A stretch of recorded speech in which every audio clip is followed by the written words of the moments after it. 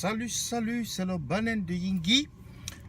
Alors, je reviens vers vous en ce jour pour parler, n'est-ce pas, de la circulaire du ministre. Je sais pas, on ne dit pas ministre de la Défense, mais il est attaché. Il s'agit bel et bien du ministre délégué à la Défense. C'est Galax et Toga qui a formulé ou bien qui a adressé une circulaire à ces hommes, aux militaires camerounais, plus précisément des gendarmes, en leur interdisant de publier des vidéos dans lesquelles ils seraient en train de maltraiter des personnes ou bien des gens, ou des Camerounais ou des sécessionnistes. Mais également de ne pas faire partie, de ne pas avoir des profils Facebook, de ne pas être dans des groupes WhatsApp, l'interdiction de l'utilisation du téléphone pendant le service. Donc c'est un peu de tout cela que j'aimerais, n'est-ce pas, analyser ici. Alors, il faut d'abord faire une observation. L'observation, c'est que le ministre s'intéresse plutôt au devenir des vidéos, au contenu, mais au devenir des vidéos, plutôt que son contenu. Il s'intéresse plutôt à la divulgation de ces informations, plutôt que à la création des informations. Alors, où est-ce que j'aimerais en venir?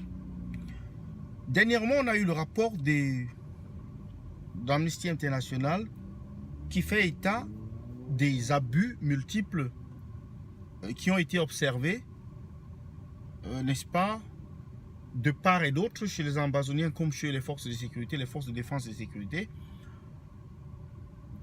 On s'attendait, pour un gouvernement responsable, que, n'est-ce pas, un certain accent soit mis dans, n'est-ce pas, l'implémentation des règles d'engagement, dans l'implémentation, n'est-ce pas, c'est-à-dire des lois qui régissent la guerre, dans l'implémentation de la conduite même, du code de conduite de ces hommes en tenue. Et également qu'ils puissent insister dans le respect des droits de l'homme, dans le respect, n'est-ce pas, des différents aspects, pardon, en ce qui concerne le traitement soit de l'ennemi, soit des prisonniers ou des personnes arrêtées. Donc on aurait attendu, ou on aurait, n'est-ce pas, reçu d'un ministre responsable qu'il puisse dire à ses forces qu'il est interdit, n'est-ce pas, de torturer, de tabasser, d'humilier, n'est-ce pas,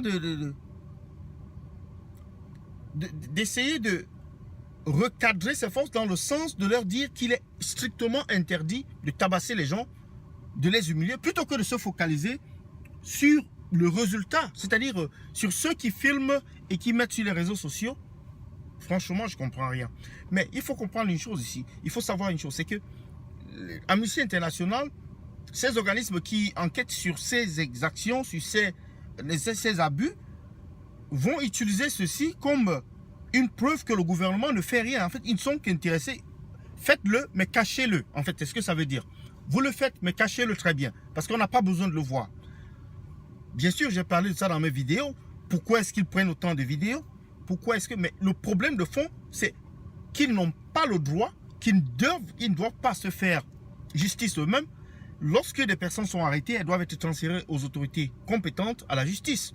Donc c'est ça mon avis aujourd'hui et j'attends vos réactions par rapport à cela et partagez la vidéo. Merci, bye bye.